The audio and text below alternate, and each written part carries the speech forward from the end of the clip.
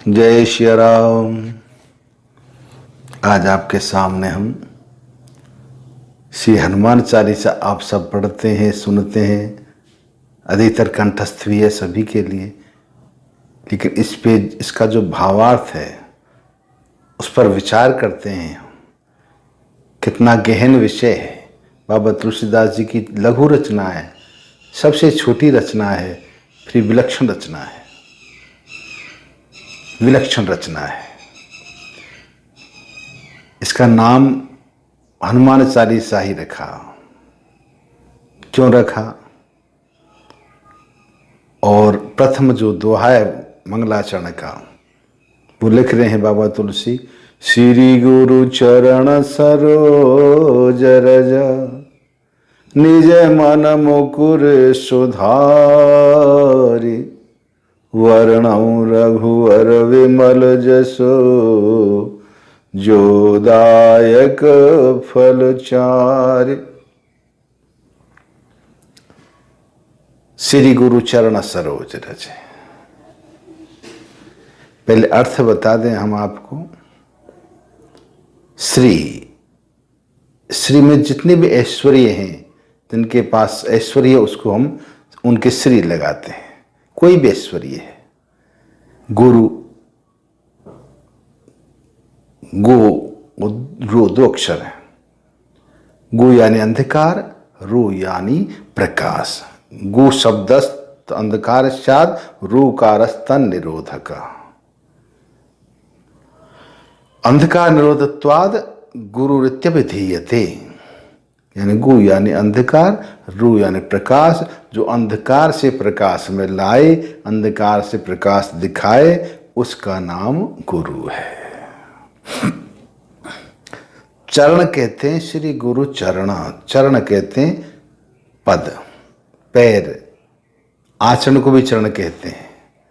चरण यानी चलना भी है, चरण यानी क्रम भी है। प्रथम चरण, द्वितीय चरण, तृतीय चरण, चतुर्थ चरण। तो चरण, श्री गुरु चरण सरोज। सरोज कहते हैं कमल को। रज, रज कहते हैं पराग को, महक, सुगंध। जो कमल में, पुष्प में जो पराग आती है, जिसमें गंध होती है। तो श्री गुरु चरण सरोज रज, निज मन मुकुर सुधार। निज यानी मेरा, मन, मुकुर कहते हैं दर्पण को, मिरर यानी जिसमें हम मुंह देखते हैं, वो शीशा, वो कांच। मुकुर यानी दर्पण, मिरर। तो निज मन मुकुर सुधार, उस चरण रज से मैं अपने मन रूपी दर्पण को साफ करता हूं। सुधार यानी साफ करता हूं। आगे के चरण में लिख रहे हैं कि वर्णौ रघुवर विमल जसो। मैं रघुवर यानी भगवान श्री राम के विमल यश का वर्णन करता हूं। वो यश कैसा है? जो दायक फल चार, जो चारों फलों का दाता है। चार फल कौन से हैं? अर्थ, धर्म, काम, मोक्ष। तो चारों पदार्थों का जो दाता है, चारों फलों का दाता है रघुवर यश, उसका मैं वर्णन कर रहा हूं। तो बाबा तुलसी यह कह रहे हैं, नामकरण किया हनुमान चालीसा, और कह रहे हैं मैं रघुवर यश का वर्णन करूंगा। तो यहां तो रघुवर यश तो है नहीं, हनुमान चालीसा लिखा है नाम। तो श्री राम चालीसा लिखते, रघुवर चालीसा लिखते तो ठीक है। अगले दो हम स्मरण किया है, बुद्धिहीन तनु जान के सुमिरौ पवन कुमार, बल बुद्धि विद्या देहु वही हरौ कलेश विकार। तो प्रथम बाबा तुलसी मिथ्या भाषण तो नहीं कर रहे, झूठ थोड़ी बोल रहे हैं कि मैं रघुवर यश का वर्णन करता हूं, जो चारों फलों का दाता है। तो हनुमान चालीसा नाम क्यों रखा? अब विचार करते हैं। हनुमान, हनुमान नाम बड़ा सुंदर है। हनुमान चालीसा का भाव देखो। हनुमान जी महाराज प्रसन्न होते हैं किससे? रामचरित सुनबे को रसिया। हनुमान जी को प्रसन्न करना है तो रामचरित, भगवान का चित्र, भगवान की लीला गुणानुवाद सुनाइए, हनुमान जी प्रसन्न होंगे। हनुमान जी अपनी प्रशंसा से प्रसन्न नहीं होते हैं। अपनी प्रशंसा से हनुमान जी प्रसन्न नहीं थे। हनुमान जी प्रसन्न होते भगवान राम की प्रशंसा से। उनका नाम जितना लोगे, उनका गुणानुवाद जितना गाओगे, उनका चरित्र का वर्णन जितना करोगे, उतना ही हनुमान जी महाराज प्रसन्न होते हैं। ये आप सब जानते हैं, ये रहस्य है हनुमान जी का। ये रहस्य है कि उनको प्रसन्न करना है तो 100 मणि लड्डू से प्रसन्न नहीं होते हैं, वो होते हैं भगवान के कथा श्रवण से। कि रामचरित सुनबे को रसिया, रामचरित सुनबे को रसिया, उस रामचरित के सुनने से प्रसन्न होते हैं। तो रघुवर यश का वर्णन कर रहा हूं। रघुवर यश क्या है, हमने विचार करके देखिए। हनुमान चालीसा में भगवान श्री राम, रघुपति, श्री हरि, इस प्रकार से 21 बार नाम आया है। और हनुमान जी का कपीस, हरि इत्यादि जो आया आया 19 बार। तो ये रघुवर यशी है, नाम भगवान का अधिक है, हनुमान जी का कम है। फिर भी किसी ने कह दिया बाबा तुलसी से कि बाबा आपने तो झूठ बोल दे पहली बार कि मैं रघुवर यश का वर्णन कर रहा हूं और आप नामकरण कर रहे हो हनुमान चालीसा का। तो रघुवर चालीसा लिखना चाहिए था। हनुमान जी का तो आप स्मरण किया है कि भैया देखो हनुमान चालीसा मैंने ठीक नामकरण किया है। आप किससे कहते हो हनुमान, किनका नाम है? हनुमान का अर्थ होता है हनते मानम इति हनुमान, जो मान का हनन करे, जो घमंड को दूर करे, अभिमान को चूर्ण करे, उसका नाम है हनुमान। और वैसे शाब्दिक अर्थ हनुमान, हनु यानी ठोड़ी, और जो जिनकी ठोड़ी टेढ़ी है हनुमान। लेकिन जो नाम है हनुमान वो है जो मान का हनन करे। तो मान अभिमान को कौन दूर करता है? कि सुनहु राम कर सहज स्वभाव, जन अभिमान न राखहि काऊ। ये भगवान श्री राम का स्वभाव है। और वो स्वभाव कैसा है? सहज स्वभाव। क्या है कि जन अभिमानन राखई काऊ, वो भक्त का अभिमान कभी नहीं रहने देते, भक्त को निराभिमानी कर देते हैं। भक्त को निराभिमानी कर देते हैं। तो मैंने नामकरण जो किया है, बाबा तुलसी कहते हैं कि हनुमान चालीसा, हनुमान जी का नाम तो है ही, लेकिन हनुमान भगवान श्री राम का भी नाम है। उनका स्वभाव है कि भक्तों का अभिमान दूर करते हैं, निराभिमानी बना देते हैं भक्त को। तो ये हनुमान नाम भगवान राम का ही है। तो मैंने मिथ्या भाषण नहीं किया है। वर्णव रघुवर विमल जस, ये रघुवर यशी है और हनुमान नाम राम का भी है, भगवान राम का भी है, रघुवर का भी है। तो चालीसा का मतलब है कि भगवान की तरफ चलना। चाल धन ईश, ईश यानी भगवान, परमात्मा की ओर चलना ही हनुमान चालीसा है। तो हनुमान चालीसा आपने पाठ प्रारंभ कर दिया पढ़ना, तो समझो आपने एक कदम भगवान की तरफ, उस परमात्मा की तरफ बढ़ा दिया है। तो हनुमान चालीसा यानी भगवान की ओर कदम बढ़ाना, भगवान की तरफ चलना। गुरु कैसा होना चाहिए? तस्मात् गुरुम प्रपद्ये जिज्ञासु श्रेम उत्तमम। शास्त्र कहता है शाब्दि परिचय स्नातम ब्रह्मण उपशमाश्रयम, यानी गुरु जिज्ञासु जो है, जिसने गुरु बनाना है, गुरु मानना है, उसको चाहिए ऐसे गुरु के पास जाए जो शब्द ब्रह्म यानी वेद में निष्णात हो, वेद में पारंगत हो। परंतु वेद में पारंगत होते भी जिसने ब्रह्म का साक्षात्कार नहीं किया है, वो तो ऐसे जैसे बिना दूध की गाय होती है ना, उसको पालना।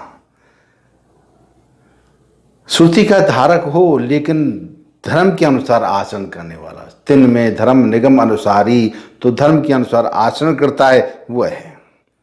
तो इस कलयुग में ऐसा गुरु तो मिलना बड़ा असंभव है।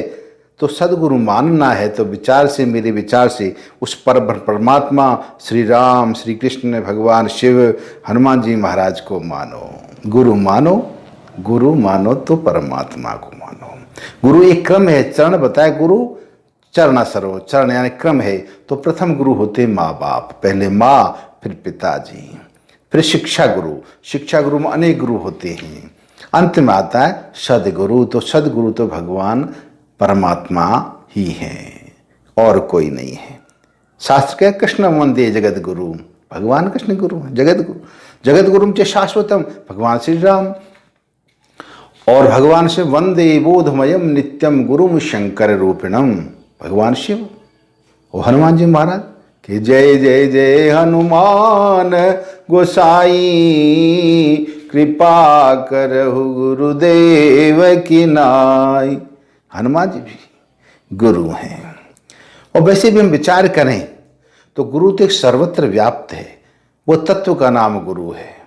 गुरु गीता में कहा है अखंड मंडलाकारं व्याप्तं येन चराचरं तत्पदं दर्शितं येन तस्मै श्री गुरुवे नमः।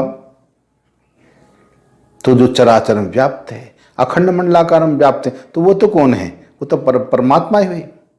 वो तो शाश्वत गुरु तो श्री राम, भगवान श्री कृष्ण। मेरे विचार को अन्यथा मत लेना आप कि क्या करें। गुरु एक तत्व है, गुरु मानने की वस्तु है। अगर हमें कोई एक अक्षर का भी ज्ञान देता है तो उन्हें भी गुरु मानना चाहिए। तो गुरु चरण है, यानी प्रथम चरण तो पहले माँ बाप गुरु, फिर शिक्षा गुरु, अंत में सदगुरु सदगुरु भगवान श्री राम। तो भगवान गुरुदेव की चरण रज। अब रज को हम देखते हैं, चरण रज, चरण लेते पद को, तो चरण से रज की वंदना की है। ये रज क्या है? ये रज क्या है जिससे ये दर्पण, मन रूपी दर्पण, मन रूपी मिरर साफ होगा? तो विचार रज तो जो होती है स्थूल वस्तु है। रज तो चरणों की धूल को कहते हैं भगवान के, गुरुदेव की। तो रज से उस कांच को हम साफ करेंगे मन, तो एक तो उसमें निशान बन जाएंगे कि रज में तो कण होते हैं बारीक। और विचार करते तो रज तो स्थूल है बाहरी, और मन है आंतरिक। तो बाहरी वस्तु से आंतरिक वस्तु कैसे साफ होगी, आंतरिक मन कैसे साफ होगा? हम इसका जो उत्तर लेते हैं तो इसके लिए हमें चलना पड़ेगा रामचरितमानस में। गुरु वंदना में बाबा तुलसी स्पष्ट कर रहे हैं कि वंदऊ गुरु पद पदुम परागा, सुरुचि सुवास सरस अनुरागा। वंदम गुरु पद पदम परागा, उस गुरुदेव के पद्म यानी चरण के पराग में वंदना करता हूं। वो कैसी है? पराग सुरुचि सुवास सरस अनुरागा। उसमें 4 गुण हैं। सुरुचि है, अच्छी रुचि है। सुवास है यानी गंध है, महक है। सरस है, उसमें रस भी है। अनुराग यानी प्रेम भी है। अब विचार करते हैं कैसे होगा इसमें।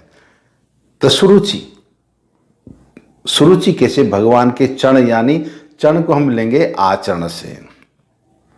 चरण यानी पैर तो है ही, पद तो है, लेकिन चरण का भाव हम लेंगे अर्थ उचित यह आचरण। तो गुरुदेव जी का जो आचरण है उससे हमें सुरुचि पैदा होगी।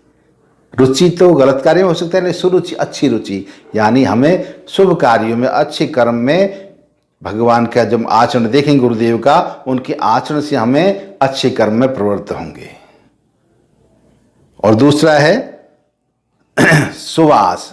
सुवास यानी गंध, लेकिन हम सुवास का मतलब अर्थ लेंगे, सुवास वास यानी रहना भी है, तो अच्छा संग, अच्छा वास रहने के लिए, यानी सत्संग।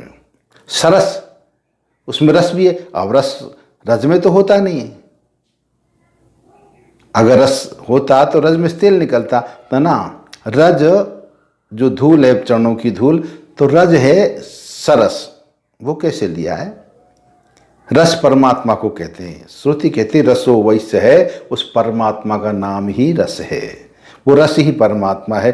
तो सुरुचि सुवास सरस यानी परमात्मा का भाव है, उसमें परमात्मा में प्रेम होगा। अनुरागा, सरस अनुरागा, उस भगवान गुरुदेव के चरणों के, उनका आचरण लेने से, उनका आचरण गहन करने से, उनका संग करने से सरस अनुरागा, परमात्मा में प्रेम जागृत होगा।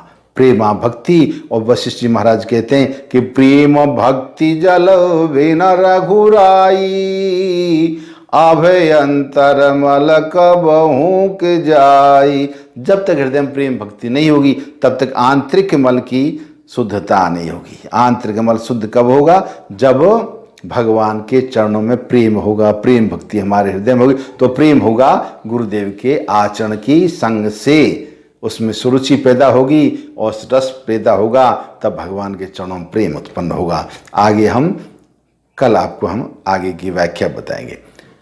बोले श्री रामचंद्र भगवान की जय।